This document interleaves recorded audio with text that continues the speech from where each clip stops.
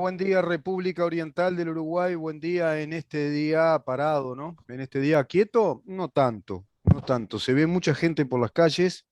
Hace un rato llego acá a mi oficina y hay mucho movimiento, ¿eh? Mucho movimiento. Se dice que, por ejemplo, en zonas del centro, zona Positos, también algunos oyentes que ya me dan mensajes de que tienen que trabajar. Yo no paro ni loca, me dice por acá una amiga. A ver dónde encuentro los lentes. Acá están estos otros lentes. Y sí, viste, es la edad. Le digo a aquellos que miran esto por video después en nuestro canal YouTube, que es mirá en dónde estamos. Y yo para mirar tengo que ponerme lentes, y a veces uso estos, a veces estos otros. Y bueno, cuestiones del tiempo, ¿no? 15 de noviembre, hoy, 15 de noviembre del año 2022, Día Internacional de la Democracia. Día Internacional de la Democracia. Hay una excelente publicación en Libertas, en nuestra página web, podés ingresar a ella. Es un artículo muy, muy interesante. 8 de noviembre de 2007, la Asamblea General de las Naciones Unidas estableció que cada 15 de septiembre se celebraría el Día Internacional de la Democracia, siendo festejado por primera vez al año siguiente, es decir, al año 2008. Después vamos a hablar un poquito de esto, vamos a hablar de la democracia, el paro general que determina el PIT-CNT a posteriori de esa reunión que planteó el ex dirigente del PIT-CNT, Fernando Pereira, hoy por hoy presidente del Frente Amplio, para bajar los decibeles del clima de agresividad, del clima de violencia política, de confrontación, ¿sería eso lo que hablaron? Y sin embargo, ya estaba previsto este paro y el paro hoy precisamente está diciendo todo lo contrario en esa actitud de esas intersociales, de esos colectivos, del PIT-CNT, de la FEU y del Frente Amplio, que también adhieren, bueno, planteando consignas, plataformas, no sé, reivindicaciones que son un claro antagonismo y una confrontación para con la línea política y los resultados políticos que este gobierno va teniendo, ¿no? Que va desarrollando. Está con nosotros el doctor Raúl Menéndez, ya va a ingresar. Introducíamos el tema de esta manera porque después vamos a hablar de esto en nuestra segunda media hora del programa de hoy, programa de 2 horas.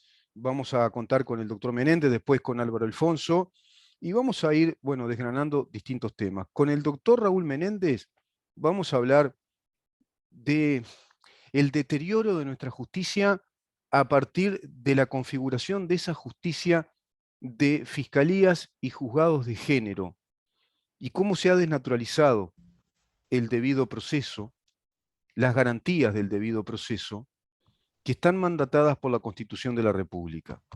Cuando hablamos de premisas o de prescripciones de la Constitución de la República en materia judicial, de lo que estamos hablando es de reglas del reconocimiento jurídico de validez de las leyes que determinan reglas de conducta y en este caso determinan reglas de comportamientos procesales, de leyes procesales, de las leyes por las cuales se crean estos institutos procesales.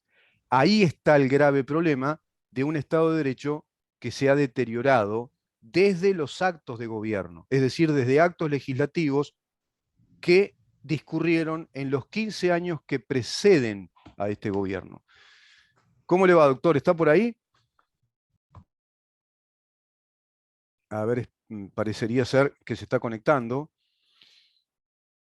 Y evidentemente, el doctor tiene, bueno, mucha experiencia en esto, está llevando muchos casos de gente que necesita realmente su patrocinio, su representación legal, y se va encontrando con este panorama diverso por un lado, pero este panorama complejo, complicado desde el punto de vista judicial, este panorama de deterioro en varios sentidos. Él lo viene manifestando.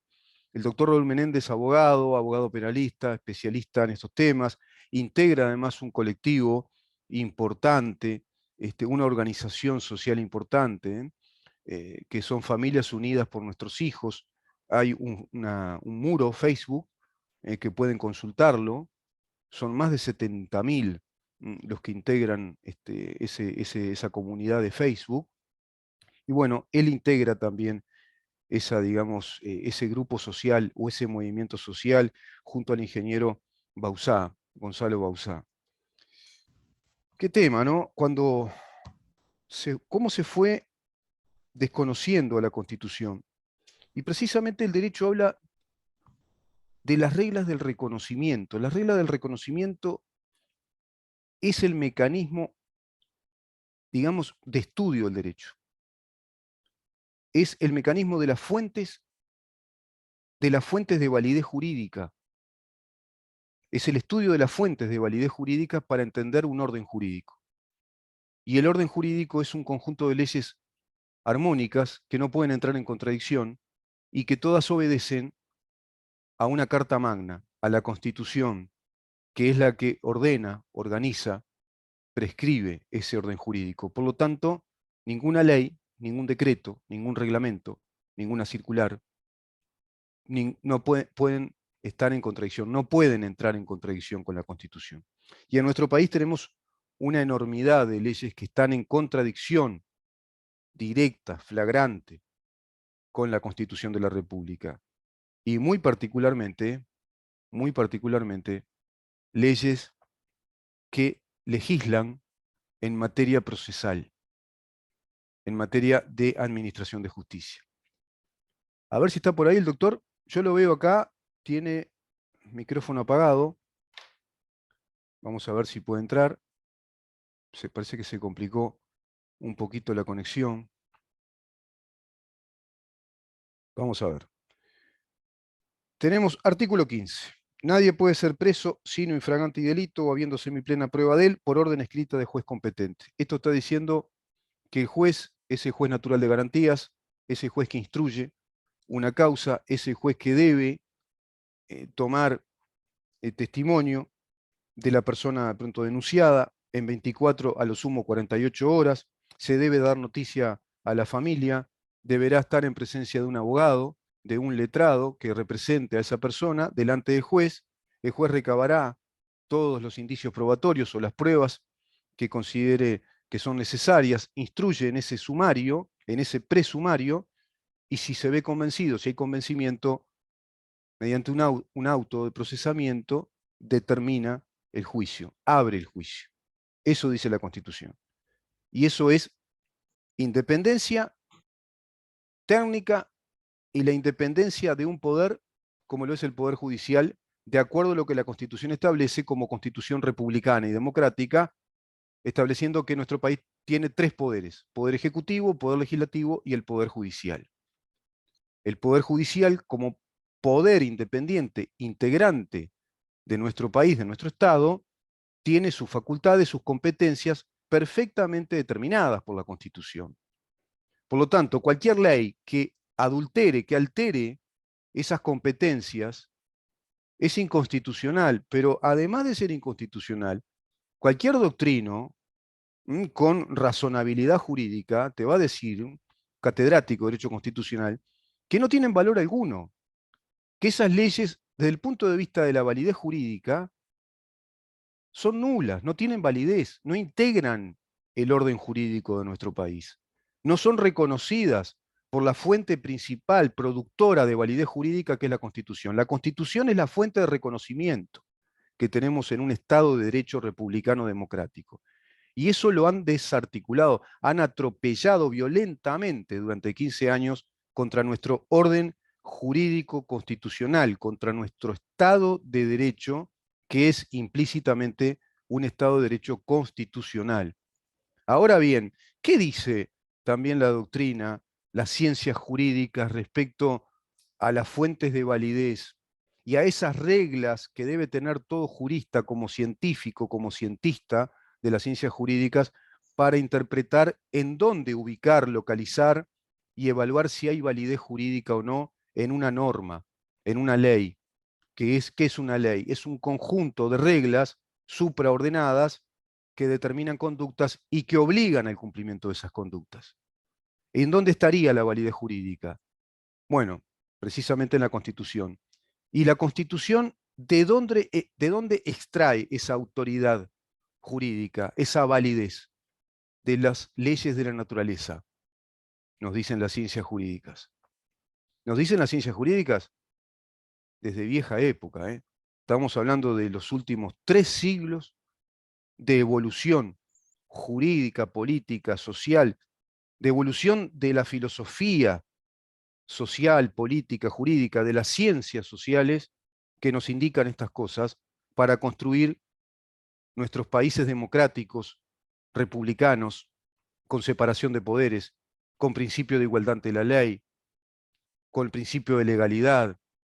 Son las leyes las que gobiernan, no los hombres, Declaratoria de Filadelfia, principio de legalidad, que se sustenta en la seguridad jurídica, en el principio de igualdad ante la ley, en el debido proceso que nos dé las garantías a todos los ciudadanos de que se aplicará de modo eminentemente técnico, sin parcialidad, que habrá un juez que nos garantiza precisamente esa imparcialidad, esa técnica jurídica de interpretar las leyes que se corresponden con la Constitución y con las leyes fundamentales de orden público, como en un proceso penal el Código Penal y las leyes concordantes, por ejemplo.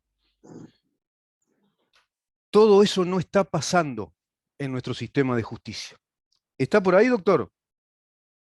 ¿Cómo no voy a estar? ¿Cómo le va, Rubén? ¿Cómo anda? ¿Qué pasó? ¿Tenía problemas con el Zoom? ¿Alguna complicación le No, vi que tenía? no se escuchaba, me estaba quedando con las ganas de participar. ¿Qué tema, Rubén? Es como todo. Le cuento, Ministerio de Gobierno no. ¿Quién controla el Poder Judicial? ¿Qué pregunta? ¿Ah? ¿Qué pregunta de examen? ¿Qué pregunta de examen, doctor? Eh, ¿Quién controla el Poder Judicial? exacto, es como todo. ¿Quién se hace cargo de este bebé? Como quien dice. Claro, Qué complicado. claro, Porque en claro. este país vamos a informarle a la audiencia que el tema es que controlen que se cumplan las leyes del Poder Judicial es complicado. Sí. Digo, yo he tenido denuncias contra jueces que han violado flagrantemente las leyes y le cuento, he denunciado jueces por desacato, por no hacer cumplir sus propios decretos, por apartarse de la ley flagrantemente, por violarle los derechos humanos a las personas. Claro, Y ¿sabe lo que me hace la Corte? Me lo archiva. claro. Dice que es un tema Entre, entre, entre jurídico. bueyes, entre bueyes no hay cornada, ¿no? Como se dice, Peor todavía, entre fantasmas no se la pisa la sábana. sábana. Ah, Es claro. como todo. Es muy complicado. Ahora parece que está cambiando un poco la pisada porque el tema de las metidas de patas son gigantes. Sí, Digo, usted imagínese, ¿se acuerda de la jueza de Pando, la de violencia de género? sí, sí. ¿Se ¿Cómo se acuerda de llamaba? los tuits tan ¿Cómo se llama? Perdón. polémicos? Ujú. Sí, Aida Siri, si no me Aida equivoco. Siri, sí, sí, con un TikTok o un video que sacó de un Exacto. feminismo radical, ¿no? Impresionante, ¿no? Pero Manifiestamente lo del ideológico. feminismo no. Ideológico. Vamos a la parte. Ujú. Vamos a ver que el tema que. Vamos a sacar el feminismo de lado. El tema es marca una ideología. Hola. Es Sí, la- Hola, sí, ¿me escucha? sí, sí, Marca una perfecto. ideología clara la señora. Sea Ujú. feminismo o no feminismo, lo que hizo pública su opinión sobre la materia que está jugando. ¿Está? Claro. El tema es bien sencillo. El Pacto de San José de Costa Rica dice que el juez tiene que ser imparcial. Ujú. Digo, y el tema es, ¿sigue estando en la justicia? Claro, Digo, claro. no la sancionaron, la movieron. Lo que Ujú. hacen con todos los jueces, juegan a la mosqueta. Sí, sí, sí. Como pasó con las fiscales, con Lovesio, ¿Lovesio era? Y Sí, cuando mandaron el allanamiento al periodista Ignacio Álvarez porque difundió videos de esta mujer que dijo que fue violada por estos muchachos en el cordón, y bueno, y ese tema luego es tomado por el fiscal Raúl Iglesias, y a raíz de que aplica con sentido común, ¿no? Desaplica la medida cautelar y los deja en libertad porque no hay prueba de que se haya cometido con ese abuso. Bueno, con cierta argucia, por un lado tangencial, el fiscal Gómez manda claro, investigar al fiscal Iglesias por el archivo de unas 200 y pico de causas que él consideraba que ya no tenían mérito para esa fiscalía. Y también quedó en la Rubén, nada eso, ¿no? una pregunta, ¿no? Usted mismo me dijo. Mm, Yo interpreto lo que usted me dice. Usted me dice que el doctor Iglesias dijo que no había delito, por lo sí, que me acaba de decir, y los dejó libres, pero están sí, sujetos a un proceso. sí, O sea, es una cautelar lo que tienen, ¿no? exacto, sí. Bárbaro. El tema, ¿qué tiene que hacer un fiscal cuando el tema no hay delito? Y los libera. No lo tiene que archivar. Si no hay delito, ¿qué tiene que hacer? Y sí, claro, archiva ya no hay mérito para tramitar nada. Ya está. Ahora, ahora me entienden dónde estamos, lo tenemos con una No, cautelar a esta muchacho. claro, Usted claro. yo me baso en lo que usted me dice. Yo sé que parte de las declaraciones de lo que dice salió en público. Sí, sí, Digo, yo sí, por eso es que no entiendo estas fiscalías. La ley claro, del Ministerio Público y Fiscal dice que no pueden perseguir si no hay delito.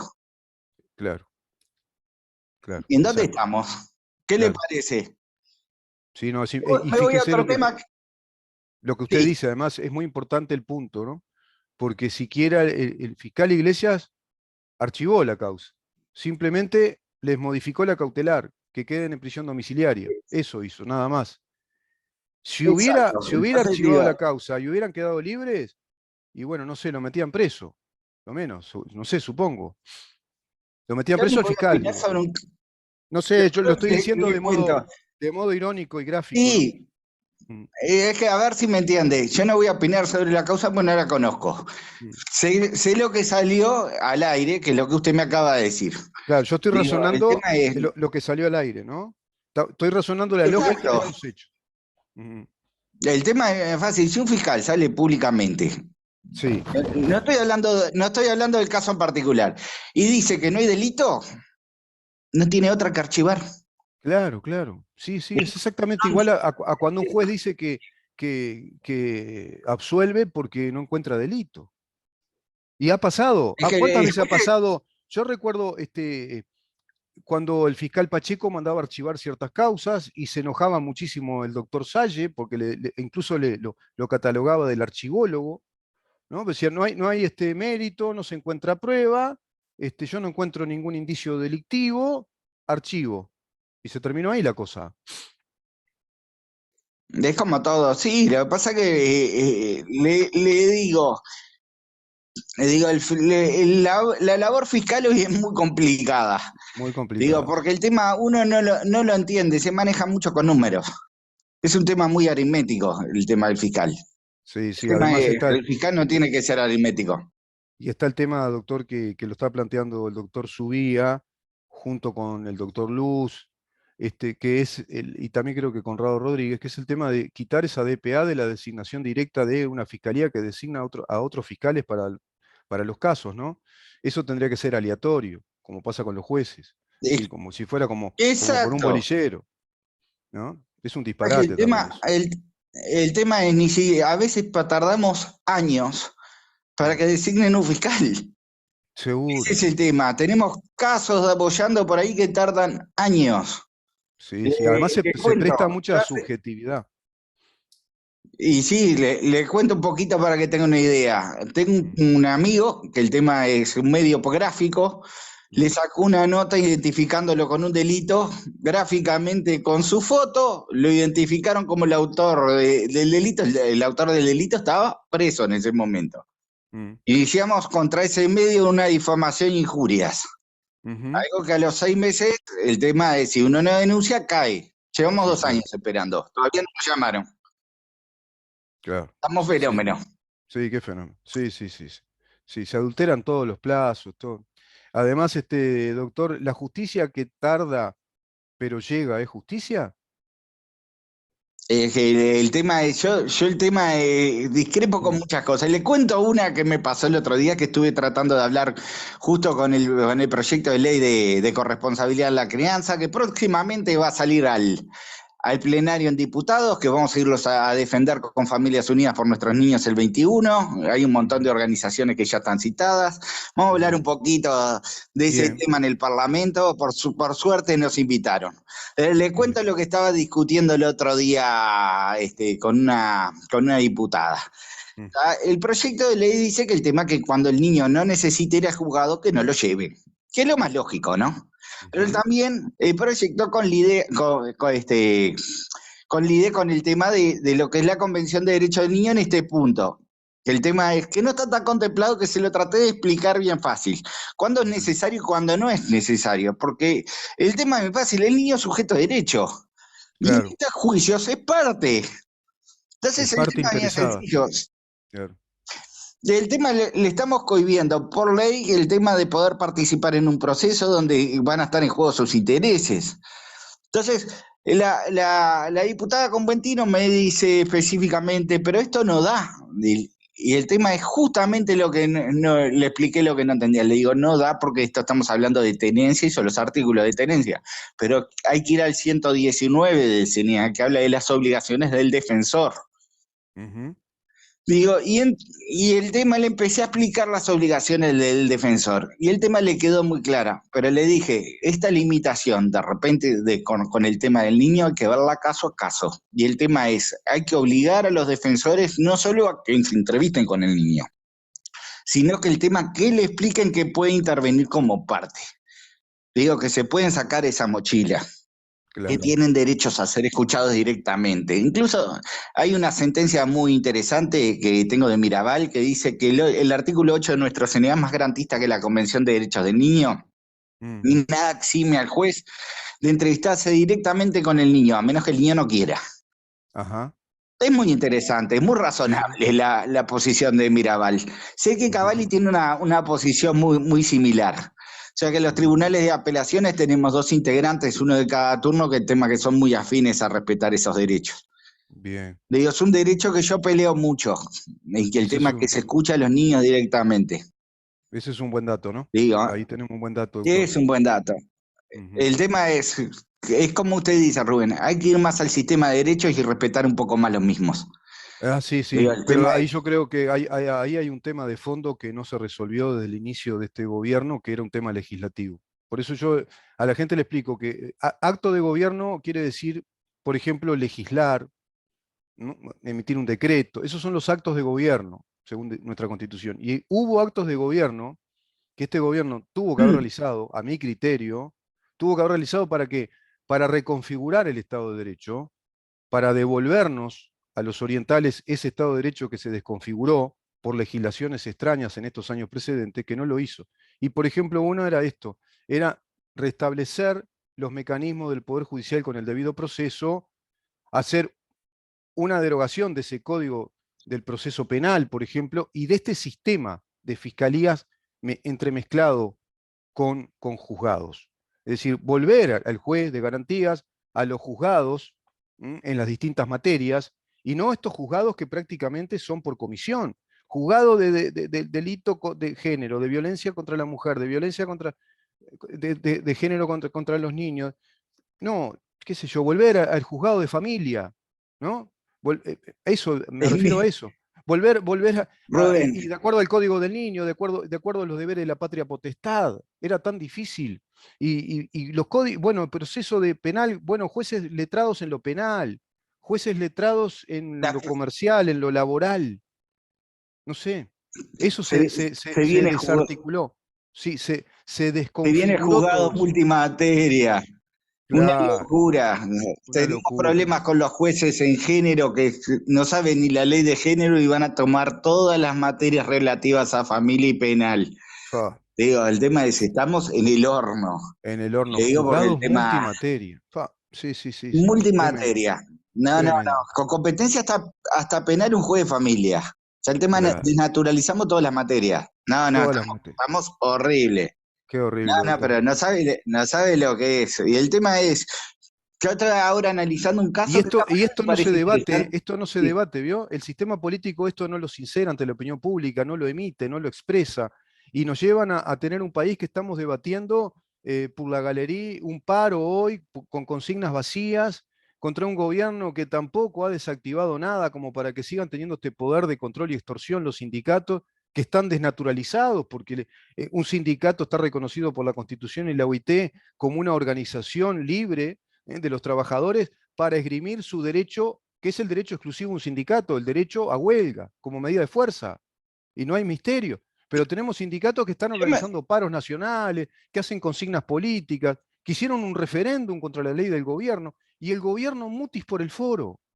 Y a esto lo No, naturaliza al extremo de que escuché al presidente el otro día decir que los chiquilines del liceo, que los estudiantes, tienen todo el derecho a organizarse en sindicatos, pero que no hagan ocupaciones y que los que quieran entrar a estudiar, que estudien. Habría que decirle al presidente, no, no, doctor Lacalle, los chiquilines no tienen ningún derecho a sindicalizarse. Estamos confundiendo deberes con derechos. Los estudiantes y los papás tienen el deber de estudiar porque son subordinados de la obligación de estudiar de acuerdo a los planes de estudio que establece el Estado uruguayo. Es obligatoria la educación primaria y secundaria. Y por otra parte, no tienen ningún vínculo de acuerdo a la autonomía de la voluntad, es decir, no hay ningún contrato laboral de sus estudiantes que produzcan riquezas como para organizarse en un sindicato, porque el sindicato es para los que trabajan.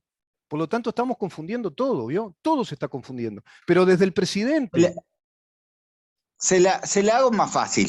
El tema es bien sencillo. Tengo organizaciones sindicales que están en contra de la ley de tenencia compartida y lo salen a decir en público. O sea, tenemos una organización sindical que tiene que luchar contra la desigualdad en el trabajo, opinando Claro, de temas totalmente ajenos de familia, por un claro, tema político. ¿De qué sindicato estamos hablando? Y no lo controla nadie. Porque claro. el tema es muy fácil. Yo creo que debe haber un control de legalidad. Sí, O sea, a ver si me entiende. El tema es, sí, todo el mundo tiene derecho a sindicalizarse, el derecho a la huelga, el derecho a defender su trabajo, lo que me sí, parece totalmente lógico, y a organizarse. sí. Totalmente lógico. El tema es, cuando estamos hablando del derecho a sindicalizarse, digo, Mm, el tema es todas esas actividades extrasindical en una sí, organización que el tema es, ya pasa de ser de un corte político. ¿Quién lo controla? exacto, ¿Quién controla esa actividad? exacto. Estamos hablando ahora de la ley de personería jurídica de los sindicatos, ¿no? Sí, sí. Digo, el tema es, le vamos a dar una personería jurídica a un sindicato que Mm. lucha por una cosa y opina de otra. Exacto, exactamente, dio con el punto, doctor. Que yo se lo dije a varios integrantes que están acá en este programa, integrantes del Parlamento, diputados, ustedes van a cometer una burrada si siguen por el lado de la personería jurídica, porque van a blindar legalmente a sindicatos que hacen cualquier cosa, que hacen de todo. Entonces, el tema no es la personería jurídica, ¿eh? No es el tema ese. Yo creo que en todo caso el tema sería, si van por el lado de un marco legal, sería establecer un marco jurídico, un marco legal de una ley orgánica que establezca cómo se tienen que conformar los sindicatos de aquellos que quieran voluntariamente integrarse a un sindicato que tenga estabilidad en el tiempo. A ver si me explico. Así como en nuestro Sí, derecho sí, tenemos un marco legal regulatorio de las asociaciones civiles que nos dice cómo tenemos que integrarnos como sociedades civiles, las autoridades, los estatutos y las compatibilidades y las incompatibilidades, lo que podemos hacer y lo que no podemos hacer. Lo mismo para las organizaciones empresariales. Lo dice el Código Civil, ¿verdad? Y se establece ese marco sí, legal sí. general, regulatorio.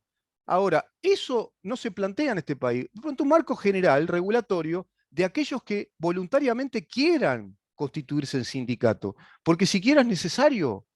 La Constitución dice que simplemente se reúnen los trabajadores por una necesidad espontáneamente, como si amigos nos juntamos a comer un asado, y se reúnen porque les está perjudicando la empresa en sus derechos laborales porque no les pagan el salario, qué sé yo. Pero no es necesario tener Sí, sí. organizaciones con personería jurídica tampoco. A ver si me entiende, Rubén. El tema es, yo voy más allá.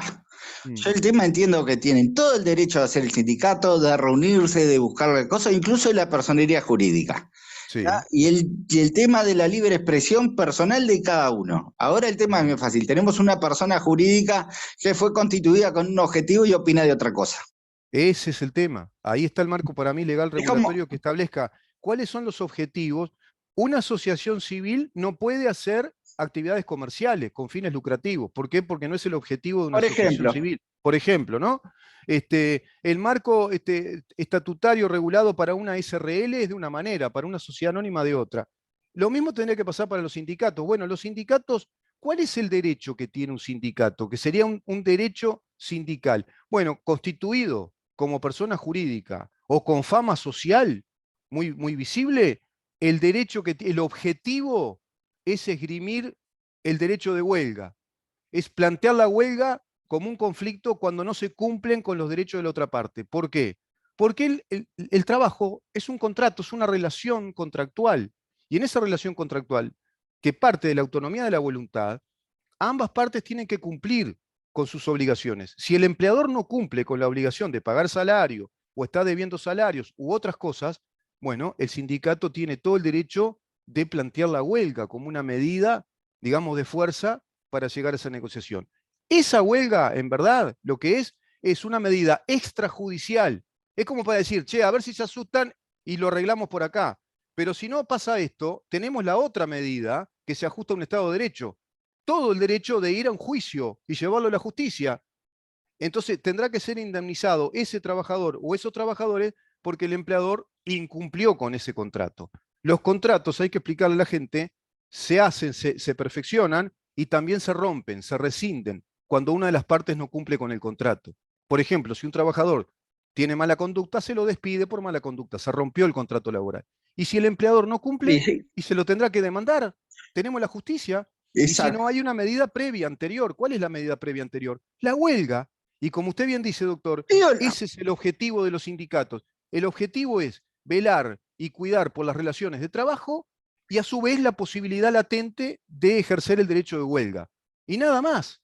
Y nada más, como usted bien dice, y nada más. Ahora, si tenemos sindicatos que en nombre del sindicato hablan contra el gobierno, organizan paros, juntan firmas para ir a un referéndum, por ejemplo, o como usted dice, tenemos sí, sindicatos que están a su vez, como es, luchando por la igualdad de género o la diversidad y porque no se dé la tenencia compartida, y es un sindicato que se supone que tiene otra actividad, otro objetivo, y bueno, estamos en el horno como país, ¿no? lo que pasa es que el tema hablan todavía en voz de representatividades que no tienen. Claro, Porque también. yo no creo que todos los afiliados de un sindicato en particular estén contra la ley de tenencia compartida. Y es más, creo que la mayoría de los integrantes ni siquiera saben de qué se trata el tema. Claro. Digo, sin embargo, tengo 4 o 5 que se juntan para hacer una declaración en contra. Digo, Claro. y yo, a ver si me entiende Rubén, veo Mm. bárbaro que se manifiesten en contra de esos 4 o 5 por el tema de la libertad en el tema de expresión de sus voluntades. El Claro, tema es qué tipo de representatividad tenemos. pero que lo hagan como personas, es decir, que no lo hagan en nombre del sindicato. Sí, que Exacto, la pueden como representatividad. colectivos, claro, como colectivos sociales, si estamos en un mundo libre, si vivimos en un estado democrático, yo por lo menos como liberal, pero reconozco el derecho de todo el mundo a expresar lo que quieran, pero en su orden y en su lugar y en su rol. No se tiene por qué usar el nombre, la fama social, el nombre y la organización sindical para otros objetivos. Si eso estuviera reglamentado por ley, si hubiera un marco jurídico, a eso me refiero yo, un marco jurídico legal general que diga cuáles son los objetivos de esos sindicatos y se puntualizan en el registro, yo que sé, ante el Ministerio de Trabajo y quedan con personería jurídica, bueno, van a tener que atenerse a todas las responsabilidades que la ley exige y a su vez van a tener todos los derechos que la ley también les permite, pero no se van a poder salir del objetivo. Por lo tanto, no van a usar el nombre del sindicato tal para otro tipo de cosas. A eso me refiero. Ahora, como persona, o que se armen colectivos sociales con nombres que sean nombres fantasía, digamos, que no tienen personería jurídica, se reúne un grupo de vecinos del barrio y le ponen, qué sé yo, Sociedad de la Margarita y salen a luchar por lo que sea, está perfecto, estamos en democracia. Pero distinto es cuando se están Exacto. utilizando los instrumentos, se están desnaturalizando los instrumentos sindicales y la función sindical se desnaturalizó en el país.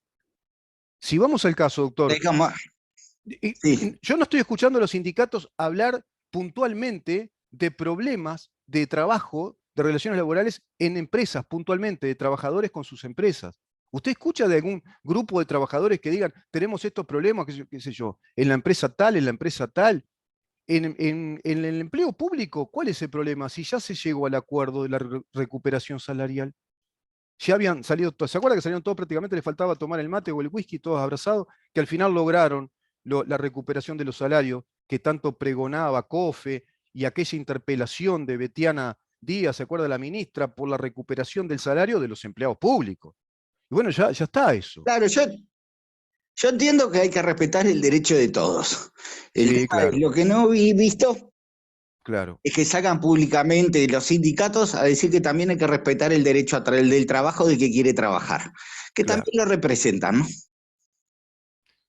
La lucha me Sí, parece bárbaro. El tema también, el derecho del que quiere trabajar tiene que ser respetado. por supuesto, por supuesto. Pero acá hay confusiones Digo, yo graves. no. El derecho de que quiere trabajar a ser respetado y el derecho a hacer huelga que sea respetado, me parece perfecto y no solo eso, es necesario que sea así. Es imprescindible que sea así para que vivamos en democracia. Ahora que nos diga un presidente que se tiene que respetar el derecho del estudiante a entrar a estudiar y el derecho del estudiante no tiene que copar el liceo y puede hacer huelga. No, no tiene derecho a hacer